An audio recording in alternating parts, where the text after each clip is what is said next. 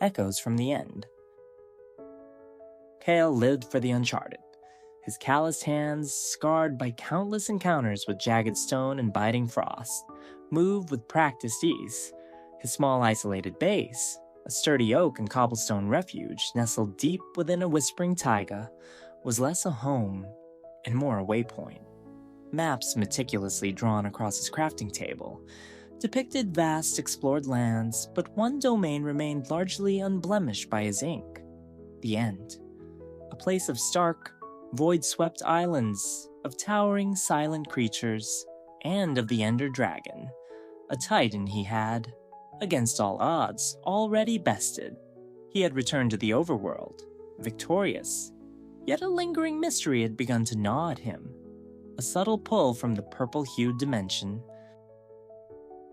The dragon's defeat had left the main island scarred but quiescent. What lay beyond the central spires, in the vast, almost infinite stretches of the outer islands, was his current obsession. Whispers circulated among the few nomadic traders who sometimes found his hidden outpost, tales of ancient end cities, treasures beyond imagining, and occasionally, unsettling accounts of a deeper, stranger silence than even the void should possess.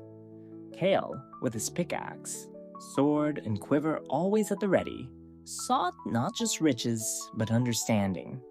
He sought the forgotten. His preparations were meticulous.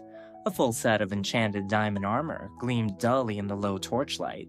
His inventory overflowed with stacks of food, potions of healing and slow falling, a sturdy bow, and a shulker box brimming with ender pearls. He had spent weeks gathering chorus fruit, its peculiar levitation a vital tool for traversing the void. Finally, with a deep breath that tasted of pine and anticipation, he stood before the obsidian frame, eyes fixed on the shimmering dark purple veil within. He tossed in the final eye of Ender, and with a low, resonant hum, the portal activated, its otherworldly light reflecting in his determined gaze. He stepped through, the familiar disorienting lurch momentarily stealing his balance before the air of the end, snapped into crisp, alien clarity around him. The main island, a desolate expanse of endstone, stretched out beneath a perpetual twilight sky. No sun, no moon, just a vast, starless blackness punctuated by floating chunks of land and the distant shimmering glow of chorus trees. Endermen, those tall, gaunt guardians of the void, stalked silently across the landscape, their unblinking eyes burning with faint purple light. Kyle ignored them, his focus already on the jagged, disconnected islands that drifted in the distance. He located at a well-known gateway, a small obsidian structure that shimmered with the same purple light as his portal, and tossed an ender pearl through, vanishing instantly into the outer reaches. He reappeared atop a relatively flat island, a lonely outcrop of endstone covered in a smattering of coarse plants. The silence here was profound, deeper than anything he had ever experienced in the overworld. Only the faint, almost imperceptible hum of the void itself, a low thrumming vibration, seemed to penetrate the oppressive quiet. He began to explore, harvesting coarse fruit, his pickaxe ringing against the resilient endstone as he mined for rare resources. Hours passed, marked only by the dwindling light of his torches and the growing weight in his inventory. Then it happened, a faint, almost inaudible whisper, like the rustle of wind through dry leaves, brushed past his awareness. He paused, pickaxe hovering mid-swing, head cocked. He looked around. Nothing. Just the silent Enderman, still stalking, unconcerned. He dismissed it as a trick of the mind, a side effect of the suffocating silence. He continued his work. The whispers returned, this time a little clearer, a little more insistent. They seemed to coil around him, not originating from any single direction. They were formless, just indistinct murmurs, like a distant garbled conversation. Kyle frowned. The end had no wind, These were not natural sounds. A prickle of unease traced its way up his spine. He gripped his sword hilt, suddenly feeling exposed despite his full diamond protection. He resolved to move to a new island, seeking a change of scenery, a break from whatever unsettling phenomenon was at play. He tossed an ender pearl into the void, aiming for a larger island cluster in the distance. His new location was dominated by a partial end city, its spires and bridges looming like skeletal fingers against the void. Shulkers, their protective shells snapping open to reveal their watchful eyes, peppered the city's surfaces. Kale proceeded with caution, methodically clearing a path, dodging the levitation projectiles. As he scaled a tall tower, the whispers intensified. They were no longer formless. They seemed to pulse, to resonate with the very air around him, a cacophony of overlapping, indistinct voices, like 1,000 distant conversations happening all at once. His scalp tingled. He could feel a pressure building behind his eyes. He closed them tightly for a moment, pressing the heels of his hands against his temples. When he opened them, the whispers had coalesced. They were still indistinct, a muddle of sound, but now, undeniably, one of them separated from the rest. A single, clear sound, barely a breath, but resonant, undeniable. His blood ran cold. He spun around, sword raised, scanning the empty sky, the nearby platforms, the very walls of the city. No one. Only the silent shulkers, their eyes unblinking, and the distant, unconcerned Enderman. The sound had come from everywhere, and nowhere. It had been inside his head, yet it had been external. He swallowed hard, his throat suddenly dry. His mind raced, desperately searching for a logical explanation. Hallucination? A trapped entity in the city, mimicking sounds. But why his name? He had never spoken it aloud in the end. The voice came again, clearer this time, slightly elongated, echoing with an unnerving resonance. Kyle! It was soft, almost beckoning, yet utterly alien.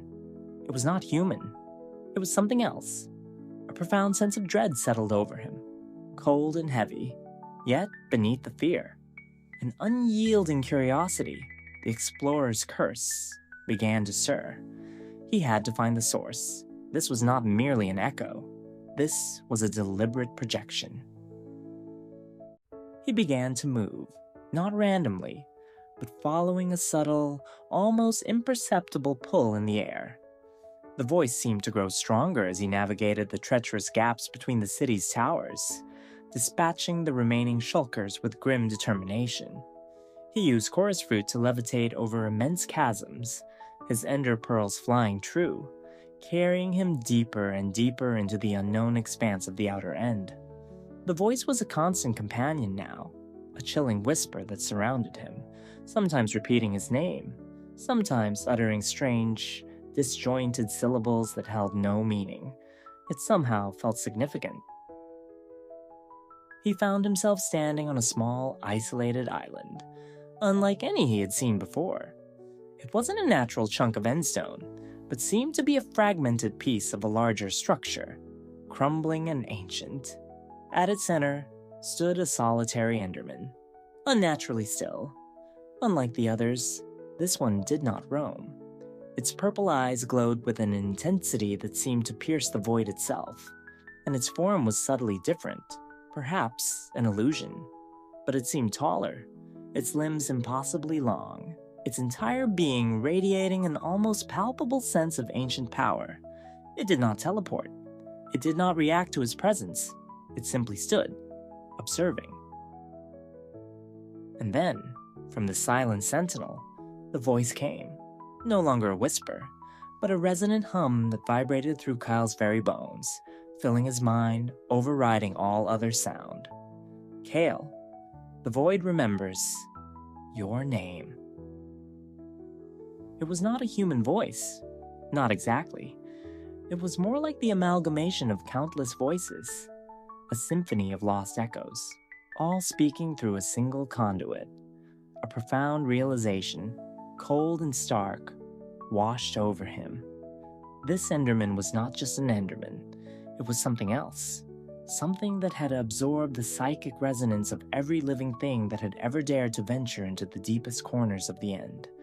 Every thought, every fear, every word uttered, absorbed and stored within its ancient, unmoving form.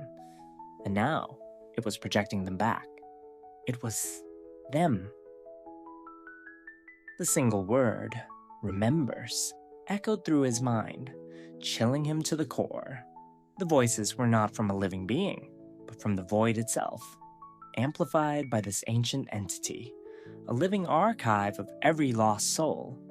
This Enderman was a vessel, a receiver and broadcaster of the End's chilling, inescapable memory. It wasn't calling to him. It was calling from him. It knew his name because he was there, and the void had already claimed a piece of him, a fleeting thought, a silent word, a memory. The air around the Enderman shimmered, and for a fleeting moment, Kale saw not just the single creature, but a shifting multitude of phantom figures within its outline. A warrior, a miner, an architect. Faces he'd never seen. All silent, all trapped within the essence of the ancient being. They were the ones the void remembered, and Kyle was becoming one of them. A primal scream tore through Kale's mind. Though no sound escaped his lips, he turned, blindly, desperately, tossing an ender pearl not at an island, but into the featureless blackness in the general direction of the main island portal. He didn't care where he landed. He just needed to escape the unbearable psychic resonance, the overwhelming presence of that ancient Enderman, that living echo chamber. He landed hard on a distant island, barely registering the impact. He tossed another pearl, and another, until he was sure he was as far away from that terrifying entity as possible. He made his way back to the main island, his mind still reeling, the echoes of the void remembers your name thrumming in his skull. The portal to the overworld seemed to shimmer with a welcoming, almost sacred light. He stepped through, leaving the oppressive, memory-laden silence of the End behind. Kyle emerged into the familiar tang of pine and damp earth, the comforting warmth of the overworld sun on his face. He collapsed, gasping, on the mossy ground outside his portal. He had returned, laden with shulker boxes of rare treasures, but he was profoundly changed.